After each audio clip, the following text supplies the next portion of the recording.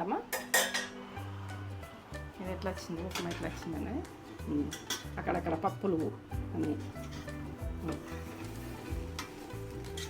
పొడి పొడిగా అసలు. నేను ఇక్కడ ఆనియను ఇట్లా వైట్గా వస్తే అట్లా ఇష్టం. బాగా ఎర్రగా గోలితే ఈ టేస్ట్ రాదు.